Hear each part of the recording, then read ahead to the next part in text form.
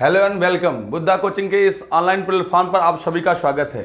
मित्रों, आज हम लोग जो सीटेट है, सीटेट का जो पेपर दिसंबर 2019 में पेपर हुआ था, उस पेपर को मैं सॉल्व करूंगा और उसमें मैं जो सॉल्व करूंगा वह जो बाल मनोविज्ञान के प्रश्न हैं, इस बाल मनोविज्ञान के जो 30 प्रश्न पूछे जाते हैं, तो इस बाल मनोविज्ञान के 30 प्रश्न को देखा जाएगा कि क्या पूछता है क्वेश्चंस कैसे पूछा गया है। और सीटेट के दृष्टिकोण से देखा जाए तो जो आपके प्रीवियस ईयर के पेपर हैं वह बहुत ही महत्वपूर्ण अपना एक रोल रखते हैं। अगर आप प्रीवियस ईयर के पेपर को सॉल्व करते हैं तो आपके अधिक से अधिक प्रश्न एग्जाम में यही से मिल जाते हैं। तो चलिए देर ना करते हुए हम लोग इस श्रृंखला को आगे बढ़ाते हैं और देखते हैं कि इस श्रृंखला में पहला प्रश्न क्या कह रहा है। पहला प्रश्न यह कह रहा है कि भाषा के अर्जन में, पहला प्रश्न क्या कह रहा है कि भाषा के अर्जन में, अर्जन का मतलब होता है, अर्जन का मतलब होता है सीखना। अर्जन का मतलब क्या होता है? अर्जन का मतलब होता है सीखना। कह रहा है कि भाषा के अर्जन एवं विकास के लिए सर्वाधिक संवेदनशील अवधि कौन सी है। सर्वाधिक संवेदनशील अवधि की बात कर रहा है। तो मैं एक्चुअली आपको बात बता दूं कि चूंकि बालक कितने माह से बालक भाषा को बोलने लगता है, तो 15 माह से बालक भाषा को बोलने लगता है। तो 15 माह आता तो है शैशवावस्था में। अब यहाँ पे शैशवावस्था तो दिया ही नहीं है। पहला दिया है जन्म पूर्व अवधि। जन्म पूर्व अवधि का मतलब होता है जन्म से पहले वाली अवधि। तो जन्म से पहले वाली अवधि को हम गर्भावस्था कहते हैं। तो क्या बच्चा गर्भावस्था में भाषा को सीखता है? क्या नहीं, गर्भावस्था में भाषा को नहीं सीखता। इसलिए जो हमारा पहला विकल्प है वह गलत हो गया।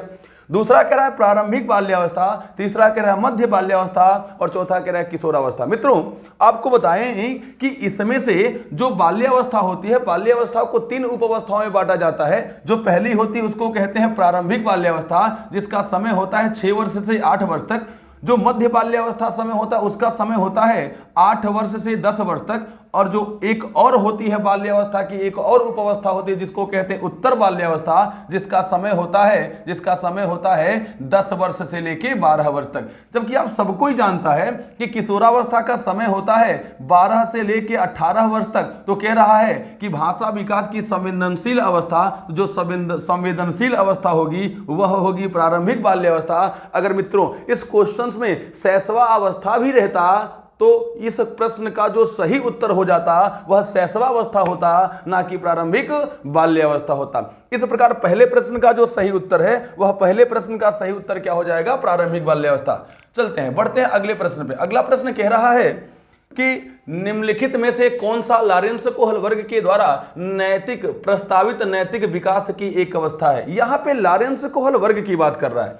क्योंकि लॉरेंस कोहल वर्ग ने, अगर आपसे मैं बात करूं तो लॉरेंस कोहल वर्ग ने नैतिक विकास का सिद्धांत दिया था। किसका सिद्धांत दिया था? नैतिक विकास का सिद्धांत दिया था। और इन्होंने, लॉरेंस कोहल वर्ग ने एक नैतिक दुग्धायुक्त बालकों के सामने कहानी सुनाया था और कहानी सुनाने के बाद नैतिक विकास को प्रमुख 3 स्तर के अंतर्गत इन्होंने 6 सोपान बताए। अगर कुल सोपानों की संख्या पूछे तो 7 कहेंगे, क्योंकि इन्होंने जो पहला सोपान बताया था उसकी नंबरिंग करते समय पहले सोपान को 0 नंबर दिया था। इसलिए लॉरेंस कोहल वर्ग ने नैतिक विकास के स्तर की बात करें तो कुल 3 स्तर बताए थे और 3 स्तर के अंतर्गत कुल 7 सोपान बताए थे। तो कह रहा है कि लॉरेंस कोहल वर्ग के द्वारा प्रस्तावित नैतिक विकास की एक अवस्था है। पहला कह रहा है प्रसुप्ति अवस्था। यह जो प्रसुप्ति अवस्था है यह फ्राइड का है।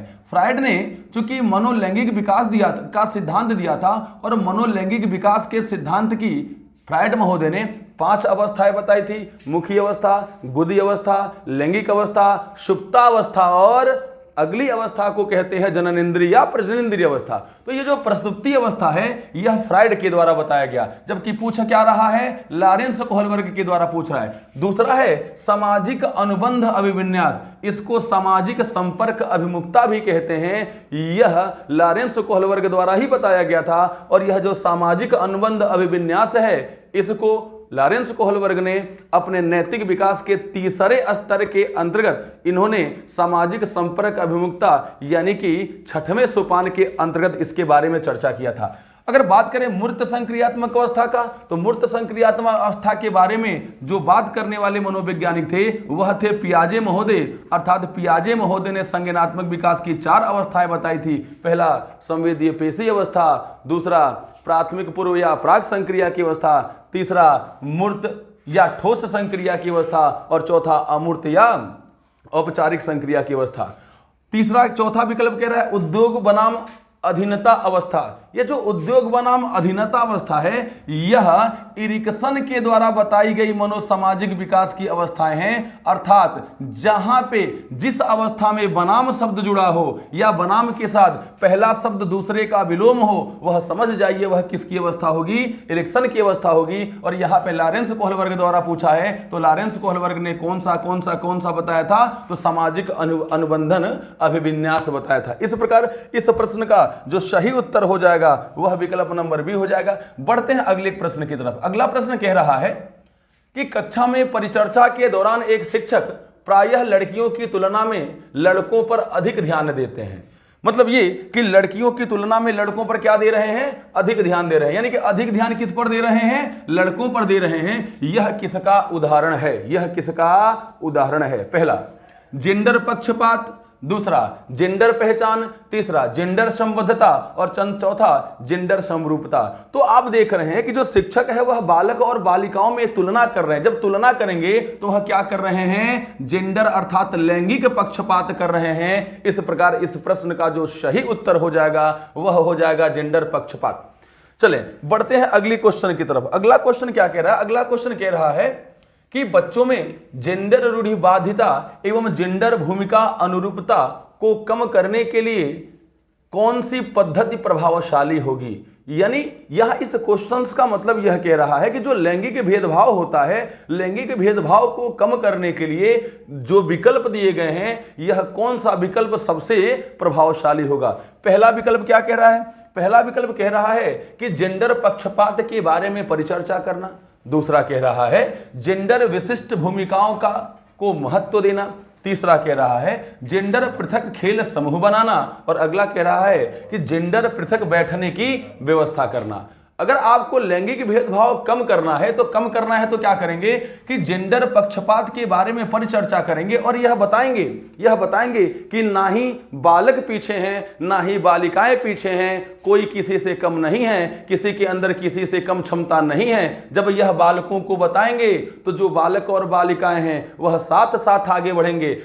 इस विकल्प में इस प्रश्न का जो दूसरा विकल्प है कह रहा है कि जेंडर विशिष्ट भूमिकाओं को महत्व देना। आप इसमें यह नहीं बताएंगे, यह नहीं कहेंगे कि कोई एक वर्ग है यानी कि बालक है तो अच्छा कर सकती है, बालिका है तो अच्छा कर सकता है, ऐसा कुछ नहीं बताएंगे। अगला कह रहा है जेंडर खेल पृथक समूह बनाना। ऐसा नहीं है, हमारी जो शिक्षा है वह समावेशी शिक्षा है। ऐसा नहीं है कि आप बालिकाओं को कुछ अलग गेम खेलने के लिए देंगे, बालक को कुछ अलग गेम खेलने के लिए देंगे, ऐसा कुछ नहीं होगा।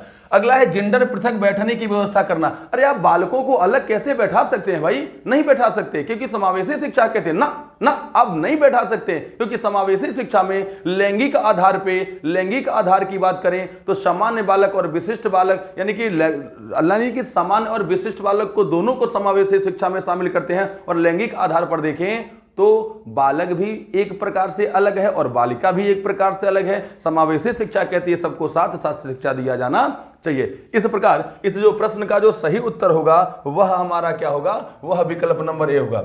बढ़ते हैं अगले प्रश्न की तरफ। अगला प्रश्न कह रहा है, अगला प्रश्न क्या कह रहा है भाई कि निम्नलिखित में से किस मनोवैज्ञानिक ने बच्चों को ज्ञान के सक्रिय जिज्ञासु के रूप में देखते हुए उनके चिंतन पर सामाजिक एवं सांस्कृतिक विषय वस्तुओं के प्रभाव को महत्व दिया। यहां पे कह रहा है मनोवैज्ञानिक का नाम पूछ रहा है और कह रहा है कि कौन से ऐसे मनोवैज्ञानिक हैं जो बालकों को ज्ञान के सक्रिय जिज्ञासु के रूप में देखने के लिए सामाजिक एवं सांस्कृतिक विषय वस्तुओं के बारे में प्रभाव पर महत्व देते हैं।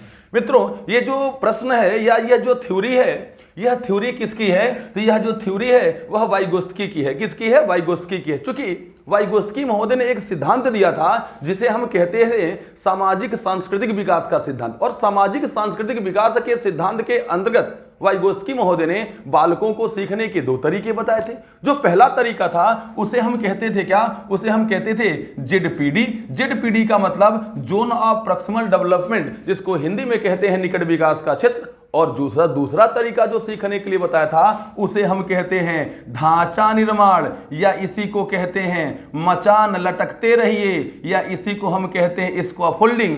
तो आप देख रहे हैं कि जो वाइगोत्स्की महोदय हैं वह सामाजिक एवं सांस्कृतिक विकास के सिद्धांत के अंतर्गत बालकों को सीखने का दो तरीका बताया। तो कह रहा है कि सामाजिक एवं सांस्कृतिक विषय वस्तुओं के प्रभाव को महत्व किसने दिया? तो किसने दिया? साफ साफ उत्तर दिख रहा है कि किसने दिया भाई? वाइगोत्स्की ने दिया। अगर इस प्रश्न में हम थोड़ा सा और देखें तो अगर हम देख रहे हैं वाटसन की बात कर लें तो वाटसन कौन थे भाई? तो जो वाटसन महोदय थे वह व्यवहारवाद के जनक कहलाते थे। किसके जनक कहलाते थे? व्यवहारवाद के जनक कहलाते थे।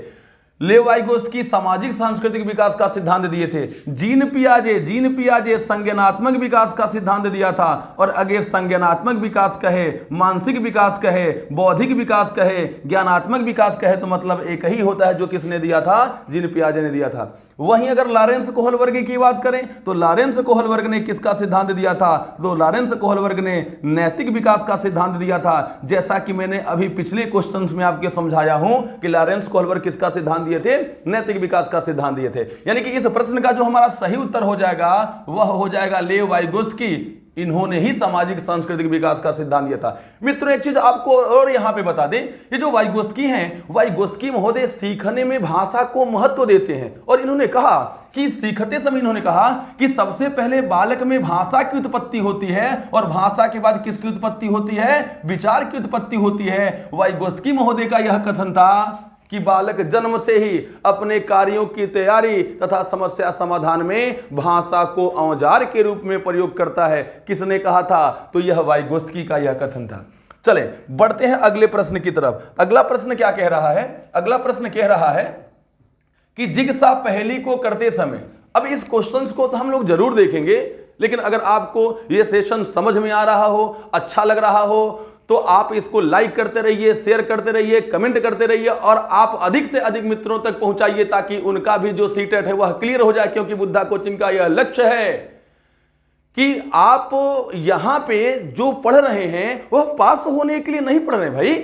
पास होने के लिए आप पढ़ चुके हैं, आपको पढ़ा चुका गया है, आपको सिखा दिया गया है क्लास में। यहां पे आप 140 प्रश्न करने के लिए मैं आपके लिए यहां पे मेहनत कर रहा हूं। आपको 140 प्रश्न को सही करना है। क्योंकि बुद्धा हर बार की परीक्षा में 140 प्लस बच्चों को लेके आता है और इस बार हम चाह रहे हैं कि उन 140 प्लस वाले बच्चों में आपकी सूची रहे, आपका नाम रहे, आपका फोटो रहे। इसलिए आप इसको सब्सक्राइब करते रहिए, लाइक करते रहिए, शेयर करते रहिए। आइए बढ़ते अगले प्रश्न की तरफ। मित्रों अगला प्रश्न हमारा यह कह रहा है कि जिगसा पहेली को करते समय 5 वर्ष की नजमा, अगर वह 5 वर्ष की नजमा है तो आप देख रहे हैं कि 5 वर्ष की नजमा शैशवावस्था में होगी। 5 वर्ष की नजमा स्वयं से कहती है, क्या कहती है? नीला टुकड़ा कहां है? नहीं, यह वाला नहीं, गाढ़े रंग वाला, जिससे वह जूता पूरा बन जाएगा। यानी कि कह सकते हैं कि जो नजमा नाम की एक लड़की है यह किसी एक फिगर को लेकर परेशान है।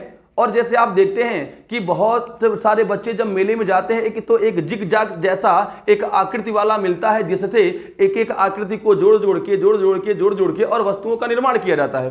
तो नजमा नाम की एक लड़की है, वह यह कहती है कि नीला टुकड़ा कहां है, जिससे जो अधूरे चित्र हैं उस अधूरे चित्र को पूरा किया जा सके और अधूरे चित्र को पूरा करके जूते को बनाया जा सके, जूते की शेप दिया जा सके। तो यानी कि ये कि नजमा क्या कर रही है? तो नजमा क्या कर रही है? तो इस प्रकार की वार्ता को वाइगोत्स्की किस तरह से संबोधित करते हैं? पहला है व्यक्तिगत वार्ता, दूसरा है जोर से बोलना, तीसरा है पाठ और चौथा क्या है? चौथा क्या है? आत्म केंद्रित वार्ता। तो इस प्रकार की वार्ता को वाइगोत्स्की महोदय व्यक्तिगत वार्ता, निजी वार्ता या प्राइवेट स्पीच के नाम से भी जानते हैं। तो आइए, अच्छा जोर से बोलना क्या कहलाएगा भाई? जब नजमा स्वयं से बात कर रही है तो स्वयं से जरूरी है क्या कि जब आप जोर से बोलेंगे तो ही जोर से सुनाई दे? आप देखते हैं, कहते हैं लोग यह है कभी कभी कि मन की बातों को अपने आप से करने के लिए जोर से बोलने की आवश्यकता नहीं होती।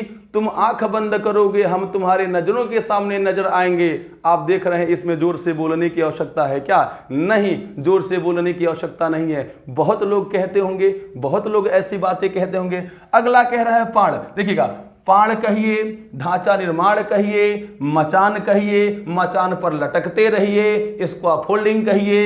इसके बारे में बात किया था किसने? इसके बारे में बात किया था वाइगोत्स्की ने। और वाइगोत्स्की ने इसके अंतर्गत कहा था कि जब बालकों को सिखाने के लिए बालकों को जब अस्थायी समर्थन दिया जाए उसी को पाण कहते हैं, ढांचा निर्माण कहते हैं। जबकि आत्म केंद्रित वार्ता क्या होता है भाई?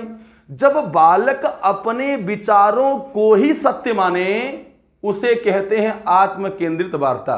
जैसे कभी कभी देखते यह हैं कि कुछ कुछ ऐसे लोग होते हैं जो अपने ही बातों को ही सत्य मानते हैं, तो हम लोग कहते हैं थेथर हो का बे, अपनी ये बातें रटे जा रहे हो रटे जा रहे हो रटे जा रहे हो, दूसरे की सुनी नहीं रहे हो, तो उसी को हम क्या कहते हैं, आत्म केंद्रित वार्ता कहते हैं। तो जो ये प्रश्न है, इस प्रश्न का जो सही उत्तर होगा वह होगा व्यक्तिगत वार्ता। यानी नजमा स्वयं से बात कर रही है, तो जब स्वयं से बात कर रही है तो उसको क्या कहेंगे, व्यक्तिगत वार्ता कहेंगे। कुछ लोग यह कह रहे होंगे सर आत्म केंद्रित वार्ता क्यों नहीं होगी, भाई अपने विचारों को ही सत्य मानना यह आत्म केंद्रित वार्ता है। लेकिन नजमा नाम की लड़की कह रही है कि नीला टुकड़ा कहना, ना ना ये वाला नहीं, ये वाला का मतलब ये कि अपने विचारों को ही सत्य नहीं मान रही है, वह ढूंढ रही है नीला टुकड़ा कहां है। इसका मतलब ये कि वह क्या कहलाएगा, तो वह व्यक्तिगत वार्ता। हो सकता है यहां पे निजी वार्ता लिख दिया जाए, हो सकता है यहां पे प्राइवेट स्पीच लिख दिया जाए, तो इसमें से कोई भी अगर एक रहेगा तो वह क्या हो जाएगा, सही हो जाएगा।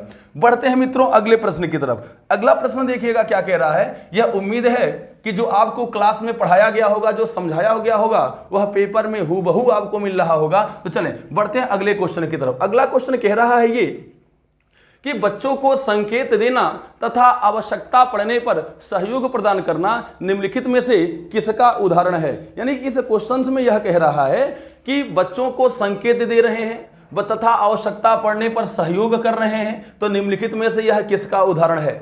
मित्रों अभी तो मैंने कुछ समय पहले बताया है कि जब बालकों को कभी कभी आवश्यकता पड़ने पर जब उनको अस्थायी समर्थन देते हैं तो उस अस्थायी समर्थन को ही क्या कहा जाता है, अस्थायी समर्थन को ही ढांचा निर्माण कहा जाता है। क्या कहा जाता है, ढांचा निर्माण कहा जाता है, या उसी को क्या कहा जाता है, पाण के नाम से भी जाना जाता है।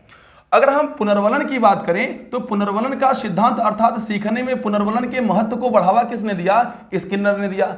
अगर अनुबंधन की बात करें तो अनुबंधन को बढ़ावा किसने दिया, भाई पावलोव ने बढ़ावा दिया।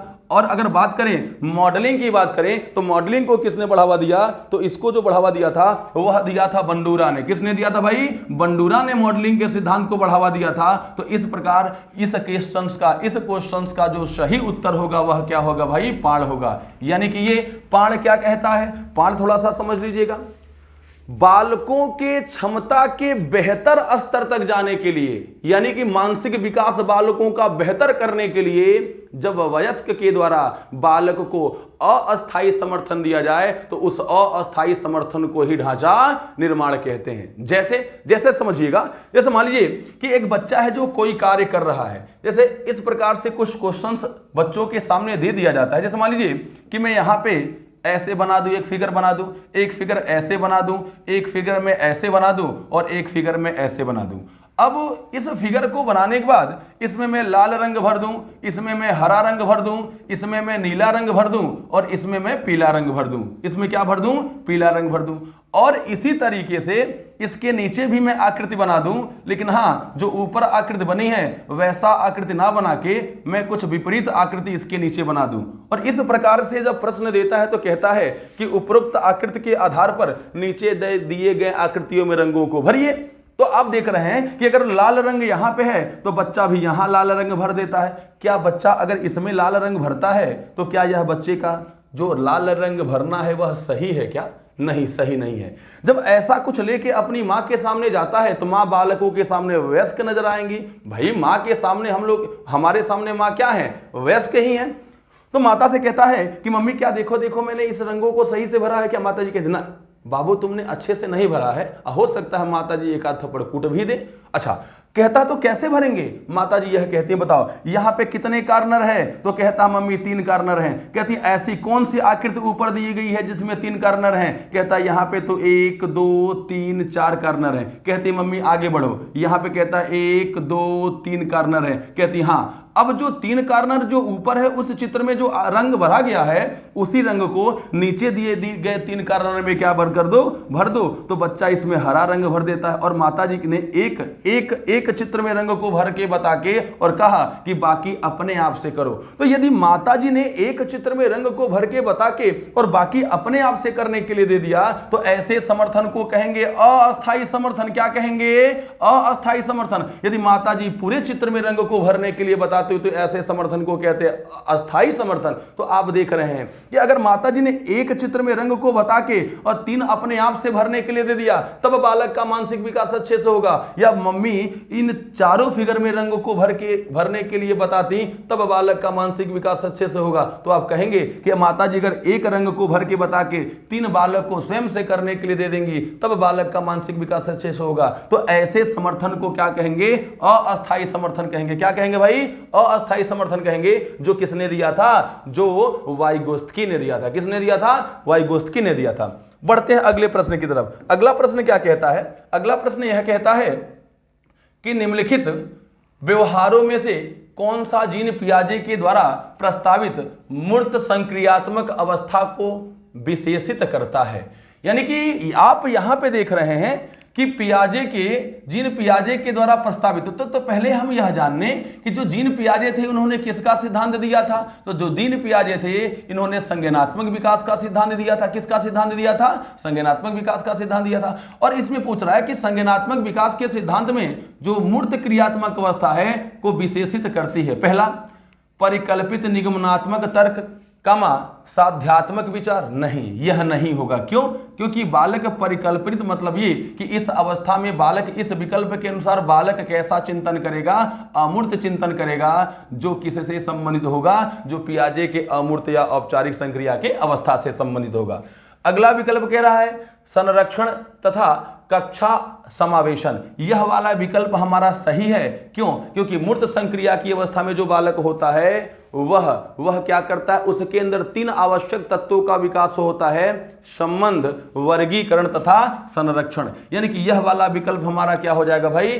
सही हो जाएगा। जो तीसरा वाला विकल्प कह रहा है आस्थगतिक अनुकरण पदार्थ अस्थायित्व। तो वस्तु अस्थायित्व के गुण का विकास होता है संवेदीय पेशी अवस्था में। किस अवस्था में? संवेदीय पेशी अवस्था में, यानी कि पहली अवस्था में होता है। और चौथा कह रहा है प्रतीकात्मक खेल विचारों की अनुत्क्रमणीयता।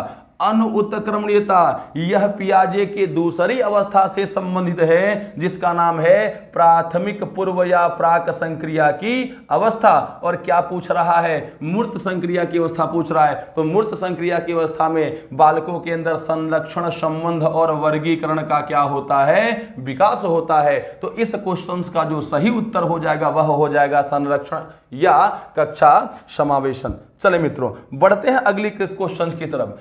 यह उम्मीद करते हैं कि जो चीजें आपको बताई जा रही हैं, समझाई जा रही हैं, ये आपके जहन में जा रही होंगी। और मुझे लग रहा है कि जो आपको बताई जा रही हैं यह सीधे जहन में जा रही होंगी। और जब सीधे जहन में जा रही होंगी तो आप देख रहे हैं यहां से आपके कोई भी ऐसे प्रश्न नहीं है जो सही ना हो। और सभी के सभी जो प्रश्न आपके सामने दिख रहे हैं यह आपको क्लासरूम में बताया गया है, समझाया गया है, पढ़ाया गया है। बस उसी को आपको क्या करना है? आपको अपसारी चिंतन करना है और अपसारी चिंतन के द्वारा सोच समझ के इन प्रश्नों का उत्तर देना है। अगला प्रश्न कह रहा है कि बच्चों के संज्ञानात्मक विकास के संदर्भ में निम्नलिखित में से कौन सी पियाजे की संरचना है? देखिएगा भाई क्या कह रहा है कि बच्चों के संज्ञानात्मक विकास के संदर्भ में हमने कहा यहां पे संज्ञानात्मक विकास लिखा है। संज्ञानात्मक विकास का है, मानसिक विकास का है, बौद्धिक विकास का है, ज्ञानात्मक विकास का है। बात एक ही है क्योंकि सभी क्रियाएं हमारे मस्तिष्क से जुड़ी होती हैं। तो पियाजे महोदय ने संज्ञानात्मक विकास के अंतर्गत स्कीमा के बारे में चर्चा किया था। कहा था कि स्कीमा क्या है भाई? तो स्कीमा को क्या कहते हैं? स्कीमा को सूचनाओं का भंडार गृह कहते हैं। जैसे पैसे रखने वाली जगह को पर्स कहते हैं, तलवार रखने वाली जगह को मयान कहते हैं, जहां पे हवाई जहाज को रखा जाता है उसको हैंगर कहते हैं। उसी प्रकार हमारे द्वारा या शिक्षक के द्वारा बताई गई बातों को बालक अपने मस्तिष्क के जिस स्थान अर्थात जौने जगहियां पे रखता है उसी को हम क्या कहते हैं? स्कीमा कहते हैं। क्या कहते हैं भाई? स्कीमा कहते हैं। जबकि अधिगम अवलोकन की बात करें, अवलोकन अधिगम की बात करें तो अवलोकन अधिगम को दिया था किसने? अवलोकन अधिगम को दिया था बंदूरा ने। अनुबंधन की बात करें तो अनुबंधन के बारे में चर्चा किया था पावलोव ने। किसने किया था भाई? पावलोव ने किया था। और प्रबलन का मतलब होता है पुनर्वलन, रीइंफोर्समेंट के बारे में बात किसने किया था? तो इसके बारे में बात किया था स्किनर महोदय ने। किसने बात किया था भाई? स्किनर महोदय ने किया था। जबकि पियाजे ने क्या बताया? तो पियाजे ने स्कीमा बताया। अगर आपसे कहे स्कीमा की जगह पे अगर अनुकूलन रहे, समायोजन रहे, आत्मसातीकरण रहे, समविष्टीकरण रहे, स्किन्स रहे, विकेंद्रण रहे, तो वह सभी की सभी किसने बताई? तो यह सभी की सभी किसने बताई? जी पियाजे ने बताई। तो इस प्रश्न का जो सही उत्तर होगा वह क्या होगा भाई साहब? वह स्कीमा होगा। चले बढ़ते हैं अगले प्रश्न की तरफ। अगला प्रश्न कहता यह है कि आकलन का प्राथमिक उद्देश्य होना चाहिए। आकलन का मतलब होता है मूल्यांकन। आकलन का मतलब क्या होता है? आकलन का मतलब होता है मूल्यांकन। अर्थात मूल्यांकन का प्राथमिक उद्देश्य क्या होना चाहिए? मतलब ये कि जो प्राथमिक उद्देश्य है, जो मुख्य उद्देश्य है, वह मुख्य उद्देश्य क्या होना चाहिए? पहला, विद्यार्थियों के लिए श्रेणी निश्चित करना। दूसरा है संबंधित अवधारणाओं के बारे में बच्चों की अस्पष्टता और भ्रांतियों को समझना। अगला कह रहा है कि विद्यार्थियों के प्राप्तांकों के आधार पर उनको नामांकित करना। अगला कह रहा है रिपोर्ट कार्ड में उत्तीर्ण या अनुत्तीर्ण अंकित करना। देखिएगा, इसमें से कोई ऐसा विकल्प नहीं है जो सही नहीं है, सब सही है। लेकिन हमको इसमें से क्या ढूंढना है भाई? प्राथमिक उद्देश्य ढूंढना है। यानी कि इसमें जो मूल्यांकन है, जो आकलन है, उसका मुख्य उद्देश्य क्या होता है? क्यों करते हैं मूल्यांकन? तो उसका जो मुख्य उद्देश्य होता यह है कि संबंधित अवधारणाओं के बारे में बच्चों की अस्पष्टता और भ्रांतियों को समझना। यानी कि जब आप कोई विषय वस्तु पढ़ा देते हैं और पढ़ाने के बाद बच्चों का मूल्यांकन करते हैं, आकलन करते हैं, तो आप क्यों करते हैं? इसीलिए करते हैं ना कि जो हमने पढ़ाया, जो हमने समझाया, वह बालक समझा कि नहीं समझा, सीखा कि नहीं सीखा, यह आपका प्राथमिक उद्देश्य होता है। बाकी अगर हम तीनों विकल्पों की बात करें, 1, 2 और 1, 3 और 4 की बात करें, तो ऐसा नहीं है कि यह विकल्प गलत है। लेकिन हमारा जो प्राथमिक उद्देश्य होता है मूल्यांकन करने का, वह क्या होता है? संबंधित आंकड़ों के द्वारा बच्चों की अस्पष्टता तथा भ्रांतियों के क्या करना? समझना। तो जो इस प्रश्न का जो सही उत्तर हो जाएगा वह क्या हो जाएगा? दूसरा नंबर हो जाएगा। बढ़ते हैं अगले प्रश्न की तरफ। अगला प्रश्न कहता यह है कि निम्नलिखित कथनों में से कौन सा बुद्धि के बारे में सही है? भाई यहां पे आपके सामने 4 विकल्प दिया है और कह रहा है कि बुद्धि के बारे में कौन सा जो प्रश्न है वह क्या है? सही है। पहला विकल्प कह रहा है कि बुद्धि एक निश्चित योग्यता है जो जन्म के समय ही निर्धारित होती है। नहीं, जन्म के समय निर्धारित नहीं होती बुद्धि। अगला कह रहा है बुद्धि को मानकीकृत परीक्षणों के प्रयोग से सटीक रूप से मापा एवं निर्धारित किया जाता है। ना, ऐसा नहीं है। बुद्धि एक एकात्मक कारक तथा एक एकांकी विशेषण है ना। अगर एकात्मक कारक होता तो बुद्धि का अगला सिद्धांत ही नहीं आता। अगला कह रहा है कि बुद्धि बहुआयामी है तथा जटिल योग्यताओं का एक समूह है। जी सही बात है, बुद्धि बहुआयामी है। अर्थात इस सिद्धांत को दिया था, बहुबुद्धि सिद्धांत को दिया था हार्वर्ड गार्डनर ने। और हार्वर्ड गार्डनर ने 1993 में बुद्धि के 7 प्रकार बताए, जबकि 1998-99 में संशोधन के पश्चात 3 प्रकार को और जोड़ दिया, टोटल 10 प्रकार बता दिए। जैसे आप देखते हैं भाषाई बुद्धि, यांत्रिक बुद्धि, शारीरिक गतिक बुद्धि, यह सभी के सभी बुद्धि के प्रकार हार्वर्ड गार्डनर ने बताया और कहा कि जो बुद्धि होती है, बुद्धि में बहुत ढेर सारे आयाम होते हैं। इसलिए इस प्रश्न का जो सही उत्तर हो जाएगा वह हो जाएगा विकल्प नंबर डी। बढ़ते हैं अगले प्रश्न की तरफ। अगला प्रश्न कहता यह है कि रूही हमेशा समस्या के एकाधिक माने एक से अधिक समाधानों के बारे में सोचती है। इसमें से काफी समाधान मौलिक होते हैं। रूही किन गुणों का प्रदर्शन कर रही है? जब आप अपनी बुद्धि का प्रयोग एक साथ अनेक दिशाओं में करते हैं, इसका मतलब आप अपसारी चिंतन करते हैं। और अपसारी चिंतन कैसे बालकों में पाया जाता है मित्रों? तो अपसारी चिंतन सृजनात्मक बालकों में पाया जाता है। यानी कि इस प्रश्न का जो सही उत्तर हो जाएगा वह हो जाएगा सृजनात्मक विचारक। क्योंकि जो रूही नाम की लड़की है वह समस्या के समाधान के लिए एकाधिक समाधानों के बारे में सोचती है। एकाधिक माने एक से अधिक समाधानों के बारे में सोचती है। जैसे आप सोचते हैं यह है, आप देखते यह है कि जब हम लोगों के पास कोई समस्या आती है तो उस समस्या के समाधान के लिए, उस समस्या को समाधान करने के लिए हम भिन्न भिन्न तरीके से सोचते हैं कि मुझे क्या करना चाहिए, कैसे करना चाहिए, किस तरीके से करना चाहिए। जैसे आप कभी कभी देखते यह है कि हम लोगों को गोरखपुर से लखनऊ जाना है, तो आप देखते हैं कि हम लोग भिन्न भिन्न तरीके से सोचते कैसे कैसे जाया जा सकता है। तो आप कह सकते हैं सर प्लेन से जाया जा सकता है, ट्रेन से जाया जा सकता है, कार से जाया जा सकता है, बाइक से जाया जा सकता है, अगर समय हो तो पैदल भी जाया जा सकता है। तो जब आप किसी समस्या के समाधान के लिए एक से अधिक तरीके से सोचते हैं किसी विषय वस्तु के बारे में, तो ऐसे चिंतन को क्या कहते हैं? सृजनात्मक चिंतन कहते हैं या सृजनात्मक विचारक के नाम से जाना जाता है। आगे बढ़ते हैं, अगले प्रश्न की तरफ चलते हैं। अगला प्रश्न यह कह रहा है कि अगला प्रश्न यह कह रहा है कि शिक्षण अधिगम प्रक्रिया में वंचित समूह से संबंधित विद्यार्थियों के द्वारा सहभागिता कम होने की स्थिति में एक शिक्षक को क्या करना चाहिए। मतलब इस प्रश्न में यह कह रहा है कि यदि आप समावेशी कक्षा में पढ़ा रहे हैं और जो वंचित वर्ग के बालक हैं, जैसे शारीरिक रूप से वंचित बालक, शारीरिक रूप से कह रहे, जैसे भाषागत रूप से वंचित बालक, लैंगिक रूप से वंचित बालक, धार्मिक रूप से वंचित बालक, भिन्न भिन्न क्षेत्र के वंचित बालक हैं, और यदि आपकी समावेशी कक्षा में रुचि नहीं ले रहे हैं तो आप क्या करेंगे। सहभागिता कम करने की स्थिति का मतलब होता है कि आपकी क्लास में रुचि नहीं ले रहे हैं तो आप क्या करेंगे। पहला, बच्चों को विद्यालय छोड़ने के लिए कहना। नहीं, बच्चों को विद्यालय क्यों छोड़ेंगे भाई, बच्चों को विद्यालय छोड़ने के लिए क्यों कहेंगे, क्यों कहेंगे भाई, नहीं कहेंगे। क्यों नहीं कहेंगे, क्योंकि निःशुल्क एवं अनिवार्य शिक्षा यह बालक का मौलिक अधिकार है, उससे बालक को विद्यालय छोड़ने के लिए आप नहीं कह सकते। अगला कह रहा है, इस स्थिति को जैसे ही स्वीकार कर लेना चाहिए। नहीं, आप अगर अभाव में जी रहे हैं तो क्या जिंदगी भर अभाव में ही जिएंगे क्या। आप अगर गरीब पैदा हुए हैं आपकी कसूर नहीं है, लेकिन गरीब मरते हैं तो आपका कसूर है।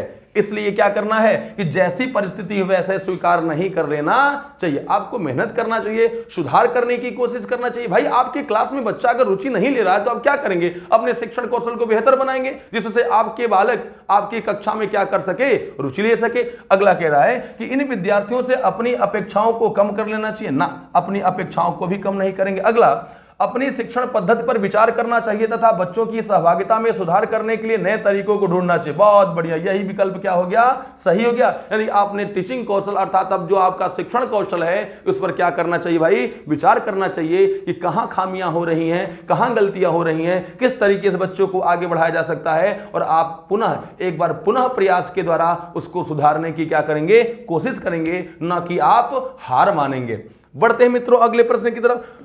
आपके सामने अगला प्रश्न यह दिख रहा है। अच्छा, अगले प्रश्न को यह सॉल्व करते समय मैं आपको बता दूं कि ऐसा कोई प्रश्न नहीं है जो आपको क्लास में ना पढ़ाया गया हो, कोई ऐसा टॉपिक नहीं है जो आपको ना समझाया गया हो।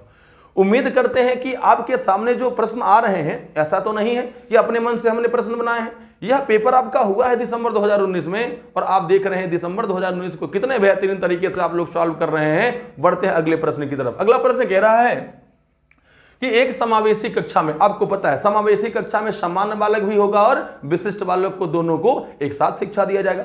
एक समावेशी कक्षा में एक शिक्षक को विशिष्ट शैक्षणिक योग्यता को, पहला कह रहा है तैयार नहीं करना चाहिए, दूसरा कह रहा है कभी कभी तैयार करना चाहिए, तीसरा कह रहा है कि सक्रिय रूप से तैयार करना चाहिए, और चौथा कह रहा है तैयार करने के लिए हतोत्साहित होना चाहिए। क्वेश्चन कह रहा है कि एक समावेशी कक्षा में एक शिक्षक को विशिष्ट शैक्षणिक योजनाओं को, यानी कि समावेशी कक्षा में आप पढ़ा रहे हैं तो उसमें सामान्य बालक भी होगा, प्रतिभाशाली बालक भी होगा। अगर प्रतिभाशाली बालक के अनुसार पढ़ाएंगे तो मंद बुद्धि, एक तो मंद पहले से था, दूसरा और मंद होता जाएगा। अगर आप प्रतिभाशाली बालक के अनुसार पढ़ाएंगे तो मंद, तो एक पहला तो मंद बालक वैसा ही था, दूसरा और मंद होता जाएगा। और अगर मंद बुद्धि बालक के अनुसार पढ़ाएंगे तो जो प्रतिभाशाली बालक है वह कक्षा में क्या करने होने लगेगा, बोर होने लगेगा। तो जाहिर सी बात है कि आपको विशिष्ट शैक्षणिक योग्यताओं का क्या करना होगा, निर्माण करना होगा। तो इसमें कह रहा है कि विशिष्ट शैक्षणिक योग्यताओं को तैयार नहीं करना चाहिए। क्यों नहीं करना चाहिए? अगर तैयार नहीं करेंगे तो बालक भिन्न भिन्न प्रकार के बालकों को कैसे पढ़ा सकेंगे। हमारी शिक्षा नीति भी यह कहती है कि बालकों की व्यक्तिगत विभिन्नताओं को ध्यान में रखते हुए ही आपको लेसन प्लान का निर्माण करना चाहिए। दूसरा कह रहा है कभी कभी तैयार करना चाहिए, गलत है, हमेशा तैयार करना चाहिए। तीसरा, सक्रिय रूप से तैयार करना चाहिए, बहुत बढ़िया, यही विकल्प सही हो गया, क्योंकि आपको एक्टिव होकर सक्रिय रूप से आपको क्या करना चाहिए, विशिष्ट शैक्षणिक योजनाओं अर्थात लेसन प्लान का क्या करना चाहिए मित्रों, निर्माण करना चाहिए। अगला कह रहा है कि तैयार करने के लिए हतोत्साहित होना चाहिए, यानी कि पहले ही आप डिमोटिवेट हो जा रहे हैं। जब पहले ही आप डिमोटिवेट हो जाएंगे तो आप कुछ कर पाएंगे क्या, नहीं कर पाएंगे। इसलिए चौथा वाला विकल्प भी गलत हो गया, यानी कि विकल्प मतलब जो सही है वो क्या हो गया मित्रों, सही हो गया। बढ़ते हैं अगले प्रश्न की तरफ। अगला प्रश्न कह रहा है कि पठन वैफल्य, यानी कि पढ़ने में विफल, यानी कि पठन अक्षमता, यानी कि पठन विकार, बच्चों के प्राथमिक लक्षण क्या है। यानी कि ये कि कोई बालक किसी भी विषय वस्तु को पढ़ नहीं पा रहा है, तो उसका जो प्राथमिक लक्षण है वह क्या है? पहला कह रहा है न्यून अवधान विकार। नहीं, न्यून अवधान विकार नहीं होगा। जो न्यून अवधान विकार होता है यह बचपन के विकार के वाह्य कारकों के अंतर्गत आता है, इसलिए यह तो नहीं होगा। दूसरा कह रहा है अपसारी चिंतन। भाई अगर बालक पठन वैफल्य है तो कह रहा अपसारी चिंतन, तो अपसारी चिंतन में तो बालक अपनी बुद्धि का प्रयोग अनेक दिशाओं में करता है, यह भी तो नहीं होगा। अगर जब बालक अपनी बुद्धि का प्रयोग एक साथ अनेक दिशाओं में करेगा तो उसको पढ़ने में कठिनाई होगा क्या? अगर पढ़ने में कठिनाई होगा तो अपनी बुद्धि का प्रयोग एक साथ अनेक दिशाओं में कैसे कर सकता है? अगला कह रहा है कि धारा प्रवाह पढ़ने की अक्षमता, यह सही है। अगर कोई बालक धारा प्रवाह मतलब ये कि अच्छे तरीके से निरंतर किसी भी विषय वस्तु को नहीं पढ़ पा रहा है तो उसको क्या कहेंगे भाई? पठन वैफल्य कहेंगे या थी पठन अक्षमता कहेंगे, पढ़ने में विफलता कहेंगे। ये जो पठन वैफल्य होता है, जो पठन अक्षमता होती है, यह दो प्रकार की होती है। एक होती है एलेक्सिया तो दूसरी होती है डिसलेक्सिया।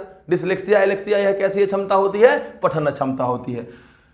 अब तीसरा चौथा विकल्प कह रहा है एक ही गति विषयक कार्य को बार बार दोहराना, यानी कि कोई बालक पढ़ने में विफल है तो प्राथमिक लक्षण क्या है? कि एक ही गति विषयक को बार बार दोहराना। अरे भाई जब एक ही विषय को बार बार दोहराएगा तो वह पढ़ नहीं पाएगा क्या?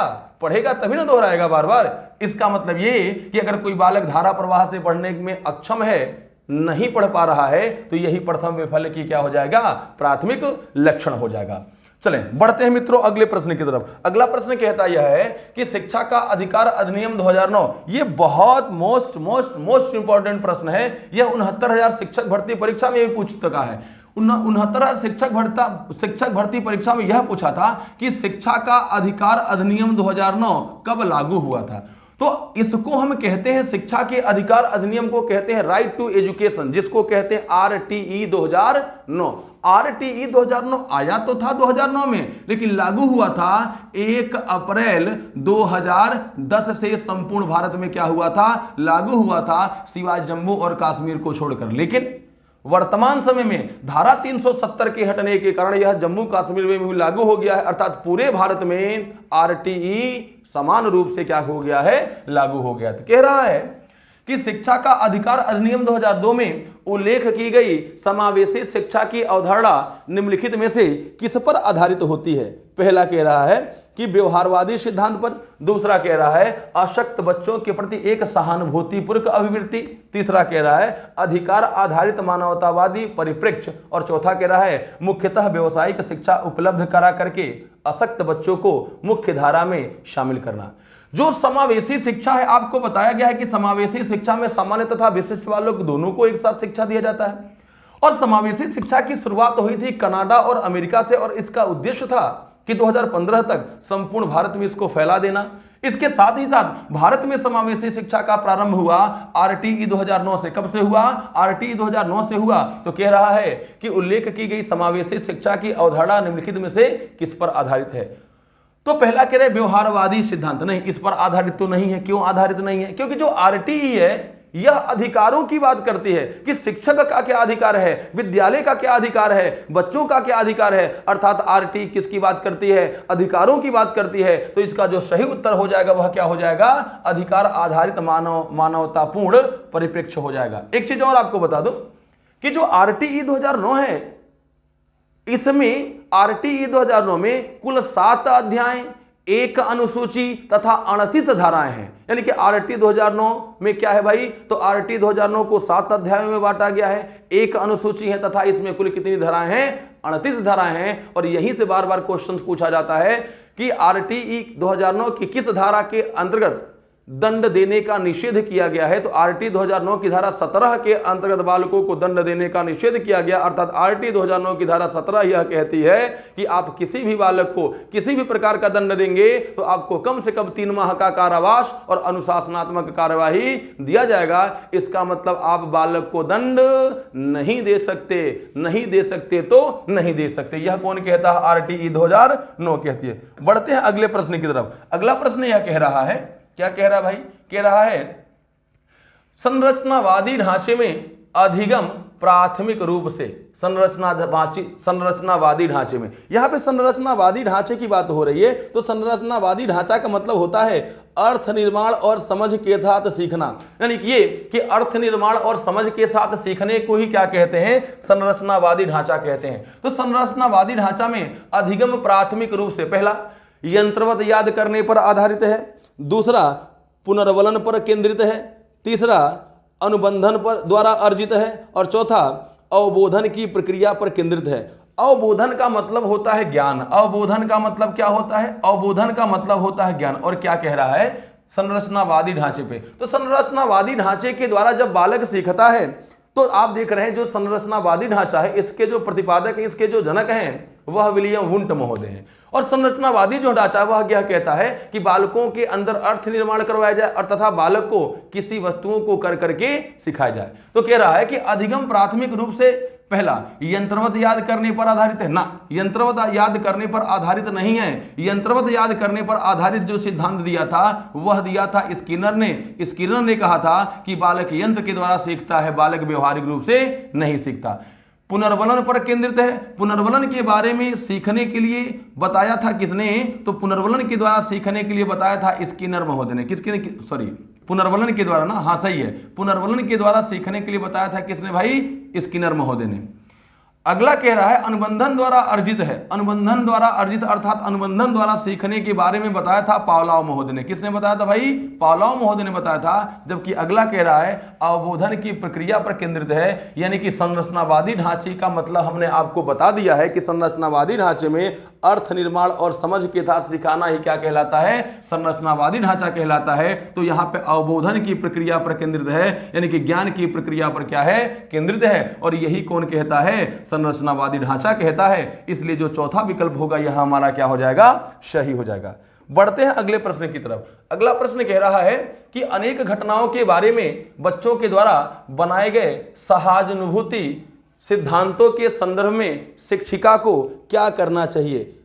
यहां पे देख रहे हैं कि सहजानुभूति का मतलब होता है सहज। सहजानुभूति का मतलब क्या होता है, सहज होता है। क्वेश्चन यहां पे क्या कह रहा है, जरा सा समझिएगा। क्वेश्चन कह रहा है सहजानुभूति का मतलब क्या होता है भाई, सहज होता है। समझिएगा, अनेक घटनाओं के बारे में बच्चों के द्वारा बनाए गए सहज सिद्धांतों के संदर्भ में एक शिक्षिका को क्या करना चाहिए। पहला, बच्चों के इन सिद्धांतों को अनदेखा कर देना चाहिए। नहीं, अनदेखा आप नहीं करेंगी। क्यों नहीं करेंगी, अगर बच्चों के सिद्धांतों, बच्चों के द्वारा बनाए गए सहज सिद्धांतों को यदि अनदेखा करेंगी तो बालक डिमोटिवेट होगा और उसके अंदर जो करके सीखने की क्षमता है वह क्या होगी, कम होगी। इसलिए बालकों को किसी भी कार्य को अनदेखा नहीं करना चाहिए। दूसरा, बच्चों को दंडित करना चाहिए। अरे ऐसे कैसे दंडित कर देंगे महोदय, अगर दंडित करेंगे तो आरटी 2009 की धारा 17 जिंदाबाद, आपको 3 साल के लिए जाना पड़ेगा। इसलिए बालक को दंडित नहीं कर सकते। अगला कह रहा है बार बार याद करने के द्वारा एक सही सिद्धांत से बदल देना चाहिए। नहीं, सही सिद्धांत से बदलना नहीं चाहिए,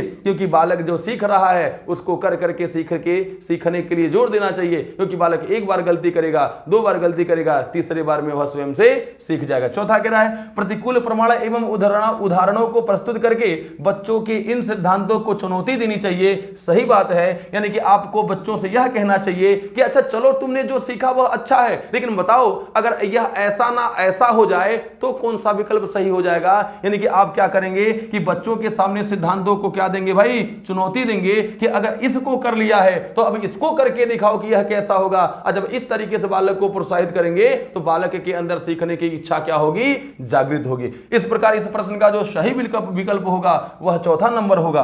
बढ़ते हैं अगले प्रश्न की तरफ। अगला प्रश्न कह रहा है कि छात्र केंद्रित शिक्षा शास्त्र की क्या विशेषता है। छात्र केंद्रित का मतलब होता है बाल केंद्रित। क्या होता है, बाल केंद्रित। पहला कह रहा है केवल पाठ्य पुस्तकों पर निर्भर होना। दूसरा, बच्चों के अनुभवों को प्रमुखता देना। तीसरा, यंत्रवत याद करना। चौथा, योग्यता के आधार पर विद्यार्थियों को नामांकित करना और वर्गीकरण करना। यहां पे छात्र केंद्रित का मतलब होता है बाल केंद्रित। क्या होता है मित्रों, बाल केंद्रित। और कह रहा है कि बाल केंद्रित शिक्षा शास्त्र की क्या विशेषता है। तो पहला विकल्प दिया है कि केवल पाठ्य पुस्तकों पर निर्भर होना। नहीं, पाठ्य पुस्तकों पर निर्भर नहीं होना, यानी कि बाल केंद्रित शिक्षा के द्वारा बालक कहाँ पीछे रह गया, किस रूप में पीछे रह गया, किसकी वजह से पीछे रह गया, यह आपको बालक को केंद्र मानकर शिक्षा दिया जाना चाहिए। क्यों? क्योंकि प्रत्येक बालक एक दूसरे से शारीरिक रूप से, मानसिक रूप से, सामाजिक रूप से, भाषागत रूप से क्या होता है, भिन्न होता है। इसलिए प्रत्येक बालक को केंद्र में मानकर आपको शिक्षा दिया जाना चाहिए। और जब प्रत्येक बालक को केंद्र मानकर शिक्षा देंगे तो आप कभी भी पाठ्य पुस्तक पर निर्भर नहीं हो सकते। दूसरा विकल्प कह रहा है कि बच्चों के अनुभवों को प्रमुखता देना। सही बात है कि जो बालक का जो अनुभव है पहले यह जानने की कोशिश करेंगे कि बालक क्या जानता है। तो जो आप जान लेंगे कि बालक क्या जानता है, जब आप यह जान लेंगे कि बालक और क्या नहीं जानता है, तो जो नहीं जानता है उसके बारे में क्या करेंगे, बालकों को सिखाने की कोशिश करेंगे। यही कौन सी शिक्षा कहती है? यही बाल केंद्रित शिक्षा कहती है। जबकि यंत्रवत याद कराना, यंत्रवत याद करने के बारे में बताया था स्किनर महोदय ने। स्किनर महोदय ने अपने सिद्धांत में बल्ब का प्रयोग किया था। बल्ब चूंकि एक प्रकार का यंत्र है तो सीखने में यांत्रिकता के संप्रत्यय का समर्थन स्किनर महोदय करते हैं। इस प्रश्न का जो सही उत्तर होगा वह बी नंबर वाला होगा। बढ़ते हैं आगे, अगला प्रश्न देखते हैं। अगला प्रश्न कह रहा है कि संज्ञान, संवेग एवं संज्ञान एक दूसरे से डैश है। संवेग एवं संज्ञान एक दूसरे से क्या है भाई? तो अगर बात करें संवेग की, तो संवेग क्या होता है? संवेग का शाब्दिक अर्थ होता है उथल पुथल। क्या होता है? उथल पुथल। वुडवर्थ महोदय ने कहा था कि किसी भी व्यक्ति को गति या आवेश में आने की स्थिति को हम संवेग कहते हैं। जैसे भय, प्रेम, क्रोध, स्नेह, उल्लास, घृणा, यह सभी के सभी क्या होते हैं? संवेग होते हैं। और मैकडुगल ने कहा था कि कुल संवेगों की संख्या कितनी होती है? 14 होती है, जिनकी उत्पत्ति मूल प्रवृत्तियों से होती है। कह रहा है कि संवेग एवं संज्ञान एक दूसरे से क्या है? पूर्णतया अलग हैं, स्वतंत्र हैं, सन्निहित हैं, संबंधित नहीं हैं। तो मित्रों इसका जो सही विकल्प होगा वह होगा सन्निहित हैं। क्यों? क्योंकि आप देख रहे हैं कि संज्ञान कहिए, यानी कि संज्ञानात्मक विकास कहिए, मानसिक विकास कहिए, बौद्धिक विकास कहिए, ज्ञानात्मक विकास कहिए, बात क्या है? एक है। अगर आपका मानसिक विकास अच्छा है तो आपके सामने क्रोध वाला अगर संवेग की उत्पत्ति हो गई, आपके अंदर क्रोध वाले संवेग की उत्पत्ति हो गई, तो आप अपने वस्तुओं को तोड़ते फोड़ते नहीं हैं, नहीं तोड़ते फोड़ते हैं। और यदि आपका मानसिक विकास अच्छे से नहीं हुआ, आप देखते हैं कि बहुत से ऐसे लोग होते हैं जिनके अंदर जब क्रोध वाले संवेग की उत्पत्ति हो जाती है तो अपनी वस्तुओं को ही नुकसान पहुंचा लेते हैं। और जिनके अंदर अच्छे तरीके से संज्ञानात्मक विकास, सोचने समझने की क्षमता का संज्ञानात्मक विकास अच्छे तरीके से हो गया रहता है, वह गुस्से होने पर भी बिल्कुल शांत पड़े रहते हैं, क्योंकि उनको पता है कि अभी गुस्सा है, इसका खामियाजा मुझे आगे भुगतना पड़ेगा। इसलिए जिन बालकों का संज्ञानात्मक विकास बेहतर तरीके से होता है उन बालकों का संवेगात्मक विकास भी बेहतर तरीके से होता है। जिन बालकों का संज्ञानात्मक विकास बेहतर तरीके से नहीं होता उन बालकों का संवेगात्मक विकास भी बेहतर तरीके से नहीं होता। तो संवेग और संज्ञान एक दूसरे से क्या होते हैं? सन्निहित होते हैं, जुड़े होते हैं। बढ़ते हैं अगले प्रश्न की तरफ। अगला प्रश्न कह रहा है कि संरचनावादी सिद्धांतों के अनुसार अधिगम के बारे में निम्नलिखित कथनों में से कौन सा कथन सत्य नहीं है? किसके बारे में पूछ रहा है भाई? संरचनावादी सिद्धांत के अनुसार पूछ रहा है। आपको बताया गया है संरचनावादी का मतलब क्या होता है। अर्थ निर्माण और समझ के द्वारा सीखना ही क्या कहते हैं? संरचनावादी सिद्धांत कहते हैं। और कह रहा है कि संरचनावादी सिद्धांत के अनुसार अधिगम के बारे में निम्नलिखित कथनों में से कौन सा कथन क्या है? सही है। पहला कह रहा है अधिगम पुनरुत्पादन और स्मरण की प्रक्रिया है।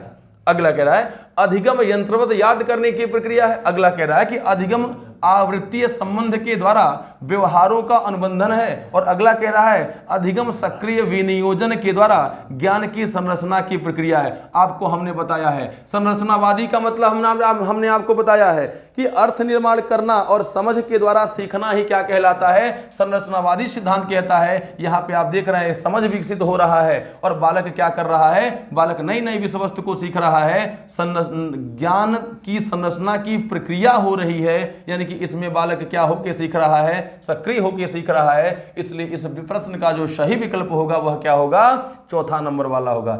यहां पे आपको बस एक ही चीज देखना है कि संरचनावादी सिद्धांत क्या कहता है। तो हमने आपको बताया संरचनावादी सिद्धांत में अर्थ ग्रहण करना तथा समझ बूझ कर सीखना ही क्या है?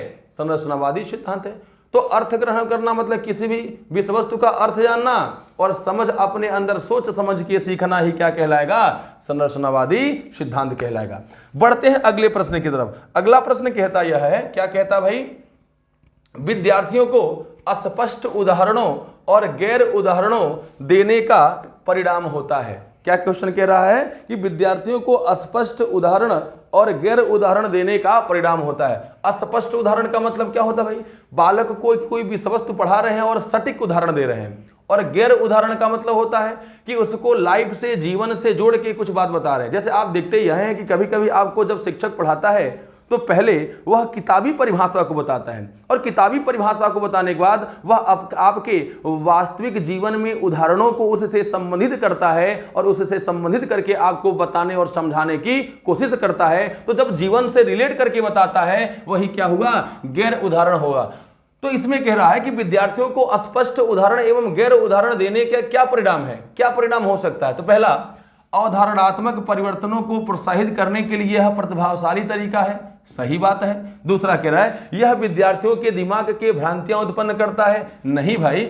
अब देखिएगा, जब आप किसी भी विषय वस्तु को सिखाते समझाते समय किताबी परिभाषा को भी बता रहे हैं और वास्तविक जीवन को जोड़ रहे हैं उस परिभाषा से, तो आपके अंदर भ्रांतियां उत्पन्न करेगा क्या, नहीं। भ्रांतियां क्यों उत्पन्न करेगा भाई, जब किसी भी वस्तु को आप पुस्तक में जो लिखा गया है उसको तो बता ही दिया, उसके साथ साथ आप भौतिक जीवन से भी उस विषय वस्तु को जोड़कर बता रहे हैं, तो जो बालक का जो भ्रम है वह तो दूर होगा ना। और इसमें कह रहा है भ्रांति उत्पन्न करेगा, तो यह क्या है, गलत है। अगला, यह अवधारणाओं की समझ में अभाव पैदा करता है, नहीं भाई। ऐसे कैसे हो सकता है कि मैं आपको किताब में जो परिभाषा है वह लिखवाऊं, वह समझाऊं, और समझाने के बाद आपके वास्तविक जीवन से रिलेट करते हुए अगर आपको बताऊं तो आपको समझने में अभाव पैदा करेगा का, नहीं।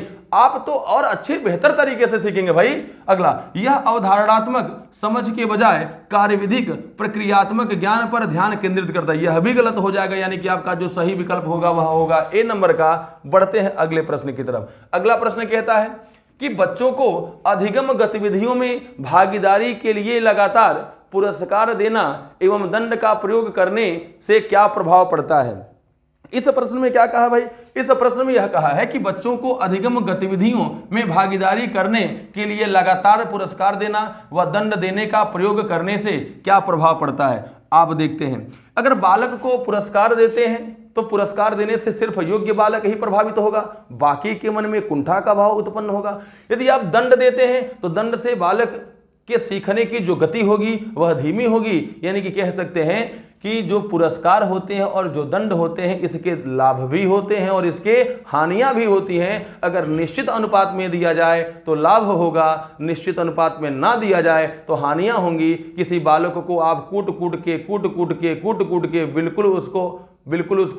बिल्कुल अधमरा कर दे रहे हैं, तो आप के ऊपर एफआईआर होगा। और आरटी 2009 की धारा 17 के अंतर्गत आप पर जब एफआईआर होगा तो आपको कम से कम 3 माह का कारावास होगा, अधिक से अधिक बतिए छोड़िए, है ना। तो कह रहा है कि बच्चों के अधिगम गतिविधि में भागीदारी करने के लिए लगातार पुरस्कार देना व दंड का प्रयोग करने का क्या प्रभाव पड़ता है। पहला कह रहा है बाहरी अभिप्रेरणा कम होती है, नहीं भाई, ऐसे कैसे होगी। अगला, आंतरिक अभिप्रेरणा बढ़ती है, नहीं होती है भाई। दंड देने से कह रहा आंतरिक अभिप्रेरणा बढ़ेगी क्या भाई, पुरस्कार देने से आंतरिक अभिप्रेरणा बढ़ेगी, कार्य करने की इच्छा, आंतरिक इच्छा जगेगी। लेकिन इसके साथ क्या दिया है, दंड भी दिया है। तो भाई पुरस्कार से तो आंतरिक अभिप्रेरणा बढ़ेगी, लेकिन दंड से भी क्या कूटने से भी आंतरिक अभिप्रेरणा बढ़ेगी क्या। जब आपकी मम्मी कूटती है तो आपका काम करने का मन करता है कि रोने का मन करता है, रोने का मन करता है ना। अच्छा, अगला, यह बच्चों को प्रदर्शन आधारित लक्ष्यों के बजाय निपुणता पर ध्यान देने के लिए प्रोत्साहित करता है। और अगला कह रहा है कि अधिगम में बच्चों की स्वाभाविक अभिरुचि तथा जिज्ञासा क्या होती है, कम होती है। यही विकल्प सही हो जाएगा। यानी कि अगर निश्चित अनुपात में दंड या निश्चित अनुपात में पुरस्कार ना दिया जाए तो यह बालक के अंदर जो सीखने की जो स्वाभाविक रुचि होती है, जो स्वाभाविक जिज्ञासा होती है, वह क्या होती है भाई, कम होती है। बढ़ते हैं अगले प्रश्न की तरफ। अगला प्रश्न कह रहा है, क्या कह रहा है भाई, अगला प्रश्न कह रहा है कि निम्नलिखित में से कौन सी प्रथाएं सार्थक अधिगम को बढ़ावा देती हैं। क्या क्वेश्चन कह रहा है कि निम्नलिखित में से कौन सी प्रथाएं सार्थक अधिगम को बढ़ावा देती हैं। यहां पे देखिएगा, पहला दिया है शारीरिक दंड, दूसरा दिया है सहयोगात्मक अधिगम पर्यावरण, तीसरा दिया है सतत एवं समग्र मूल्यांकन, और चौथा दिया है निरंतर तुलनात्मक मूल्यांकन। यहां पे 24 नंबर का जो प्रश्न है वह क्या कह रहा है कि निम्नलिखित में से कौन सी प्रथाएं सार्थक अधिगम को बढ़ावा देती हैं। सार्थक का मतलब होता है कि जो आपके सीखने की जो गति है वह एक सार्थक दिशा में ले जाए, आप जो सीख रहे हैं वह एक निश्चित दिशा में सीखें, आपका जो उद्देश्य है वह सुनिश्चित हो। इसलिए आपको क्या करना चाहिए भाई, पहला कह रहा है कि शारीरिक दंड, दूसरा कह रहा है सहयोगात्मक अधिगम पर। भाई अगर आप किसी भी बालक को शारीरिक दंड देते हैं तो शारीरिक दंड के द्वारा बच्चा सीखेगा क्या? नहीं। इसलिए पहला वाला क्या हो गया, गलत हो गया। दूसरा कह रहा है कि सहयोगात्मक अधिगम पर्यावरण, जी बिल्कुल, बालक को अगर सहयोग देंगे तो बालक सार्थक रूप से सीखेगा, मतलब बालक सीखने के लिए प्रोत्साहित होगा, बालक सीखने के लिए अभिप्रेरित होगा। सतत एवं समग्र मूल्यांकन, यानी कि बालकों का समय समय पर क्या करता है, ये मूल्यांकन करते रहिए। जब मूल्यांकन करेंगे तो यह बच्चों को या आपको पता चलेगा कि आपने जो सिखाया वह बच्चा अच्छे तरीके से सीखा कि नहीं सीखा। अगला, निरंतर तुलनात्मक मूल्यांकन, माने एक दूसरे बालक से हमेशा तुलना करेंगे, नहीं ऐसा नहीं करेंगे। क्यों नहीं करेंगे? अगर एक बालक से दूसरे बालक की तुलना करते हैं तो जो बालक अच्छा सीख रहा है उसके अंदर काम करने की इच्छा तो जागृत होगी, लेकिन अगर उसकी तुलना में कोई बालक खराब सीख रहा है तो जो खराब सीख रहा है बालक वह डिमोटिवेट होगा। एक तो पहले से ही खराब सीख रहा है, दूसरे बालक के साथ आप तुलना कर देंगे, दूसरा और खराब सीखने लगेगा। यानी कि पहला और दूसरा क्या हो जाएगा, सही हो जाएगा, सॉरी दूसरा और तीसरा सही हो जाएगा और पहला और चौथा गलत हो जाएगा। आइए देखते हैं पहला और तीसरा किस विकल्प में दिया है। पहला दूसरा नहीं, दूसरा तीसरा सही, पहला दूसरा तीसरा नहीं, दूसरा तीसरा चौथा नहीं, यानी कि विकल्प नंबर जो 2 वाला है वह क्या हो जाएगा, विकल्प नंबर 2 हमारा सही उत्तर हो जाएगा। बढ़ते हैं अगले प्रश्न की तरफ। अगला प्रश्न कह रहा है कि शिक्षक को जटिल अवधारणाओं की समझ को किस प्रकार सहज किया जा सकता है। देखिएगा, अवधारणाओं का मतलब होता है विचार। अवधारणाओं का मतलब क्या होता है भाई, अवधारणाओं का मतलब होता है विचार। क्या होता है, विचार। अब इस प्रश्न को समझिए, अब इस प्रश्न को पढ़िए, शायद आप इसका उत्तर दे देंगे। क्वेश्चन कह रहा है कि शिक्षक बच्चों की जटिल विचार की समझ को किस प्रकार से सहज कर सकता है। यानी कि बालकों के मन में एक कठिन समस्या है, उस कठिन समस्या को आप किस तरीके से सरल कर सकते हैं। पहला, एक व्याख्यान देकर, हो सकता है कि आप व्याख्यान देके बालकों की समस्याओं को कम कर दें, हो सकता है। लेकिन अगर इससे कुछ बेहतर विकल्प मिला तो चूंकि यह पेडागोजी है, इससे बेहतर विकल्प मिलेगा तो हमारा वही उत्तर सही हो जाएगा। दूसरा, प्रतियोगात्मक अवसरों की व्यवस्था करके, यानी कि ये कि बालकों को पुरस्कार देके, यह भी हो सकता है भाई कि जब बालकों को पुरस्कार देते हैं तो बालकों के अंदर सीखने की जो इच्छा होती है वह जागृत होती है। अगला कह रहा है कि बार बार यांत्रिक अभ्यास के द्वारा, यह भी हो सकता है क्योंकि इसका समर्थन तो स्किनर महोदय करते ही हैं। और अगला कह रहा है अन्वेषण। अन्वेषण का मतलब होता है खोज, अन्वेषण एवं परिचर्चा के लिए अवसर उपलब्ध करा के।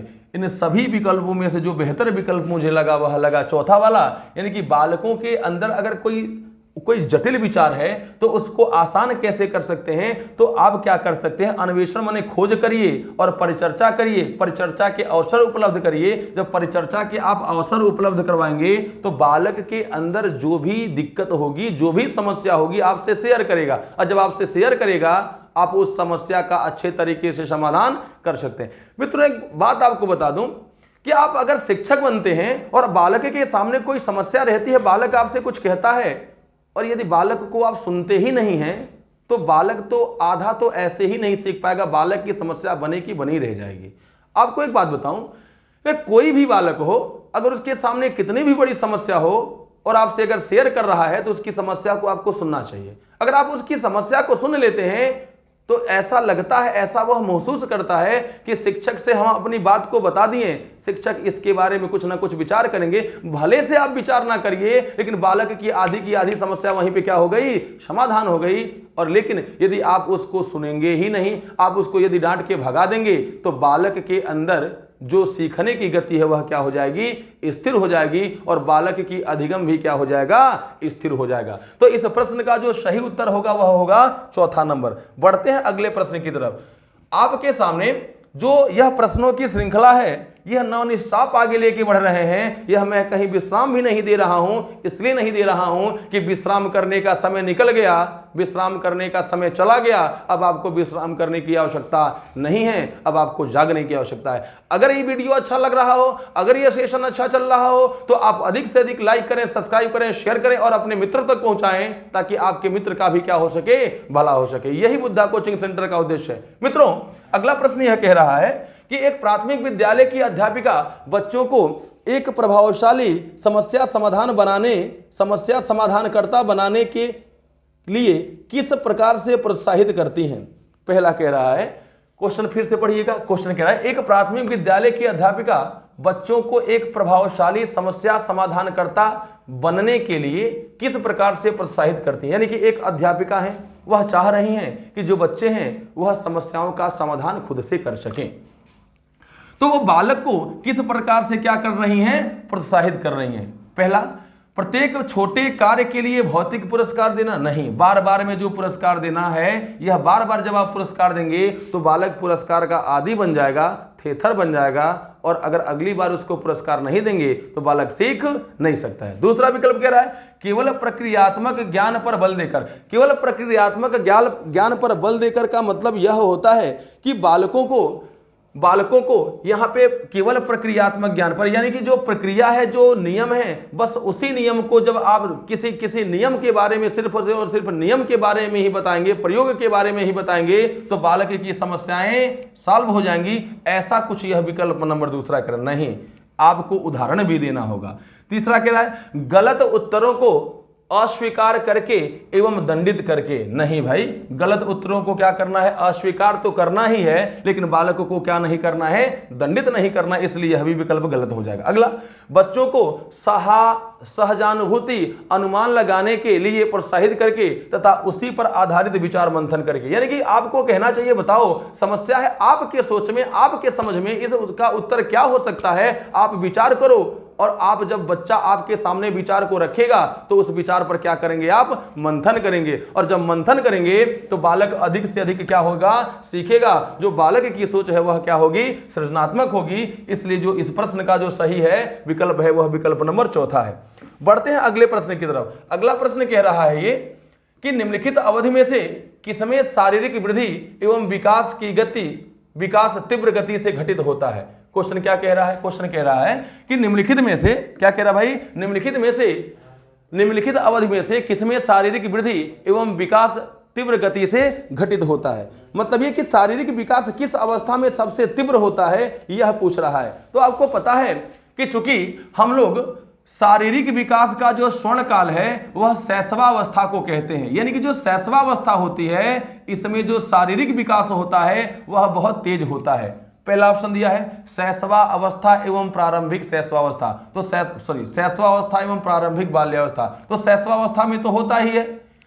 अब अगर कहीं सिर्फ शैशवावस्था दिया हो तो वही विकल्प हमारा सही हो जाएगा, लेकिन अगर आगे चलकर कहीं सिर्फ शैशवावस्था ना दिया हो तब तो हमको यही विकल्प सही मानना पड़ेगा। अगला, प्रारंभिक बाल्या एवं मध्य बाल्यावस्था। नहीं भाई, शैशवावस्था में विकास की गति क्या होती है, तीव्र होती है। मध्य बाल्यावस्था में किशोरावस्था नहीं, किशोरावस्था में वयस्कावस्था नहीं, यानी कि जो विकल्प नंबर ए है वह हमारा क्या हो जाएगा, सही उत्तर हो जाएगा। बढ़ते हैं अगले प्रश्न की तरफ। अगला प्रश्न कह रहा है कि निम्नलिखित में से कौन सा विकास का सिद्धांत नहीं है। निम्नलिखित में से कौन सा विकास का सिद्धांत नहीं पूछा है। आपको यहां पे यह देखना है कि पूछ रहा है कि कौन सा विकास का सिद्धांत क्या है भाई, नहीं है। और जब नहीं देता है तो अक्सर हम लोग नहीं को इग्नोर कर देते हैं। जब इग्नोर कर देते हैं तो हमारा प्रश्न का उत्तर भी सही नहीं होता।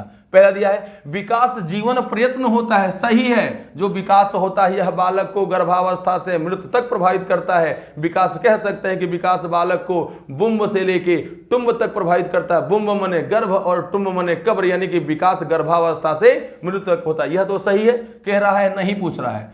अगला कह रहा है कि विकास परिवर्त है, सही है, विकास परिवर्तनशील है। अगला, विकास अनुवांशिक एवं पर्यावरण दोनों पर दोनों के द्वारा प्रभावित होता है, सही है। विकास आनुवांशिक तथा पर्यावरण दोनों के द्वारा प्रभावित होता है। जैसे कहा जाता है एक फार्मूला D=H/E, मतलब ये कि डेवलपमेंट = हेरिडिटी × इन्वायरमेंट, मतलब विकास बराबर वंशानुक्रम गुणे वातावरण, माने बालक के विकास में वंशानुक्रम और वातावरण दोनों का प्रभाव होता है, सही है।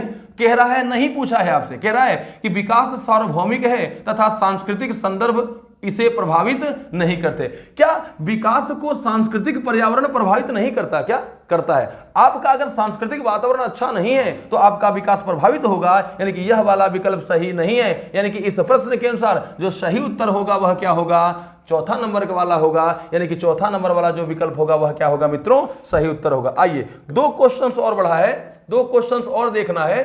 देखिएगा सेकेंड लास्ट क्वेश्चन को अगर देखें तो सेकेंड लास्ट क्वेश्चन यह कहता है कि व्यक्ति की विभिन्नताओं का प्राथमिक कारण क्या है। क्या कह रहा है कि व्यक्ति की विभिन्नताओं का प्राथमिक कारण क्या है, यानी कि बालक जो एक दूसरे से विभिन्न होते हैं उनका प्राथमिक कारण क्या है, प्राथमिक रीजन क्या है। पहला, लोगों के द्वारा माता पिता से प्राप्त आनुवांशिक संकेत के द्वारा, संकेत पद्धति के द्वारा।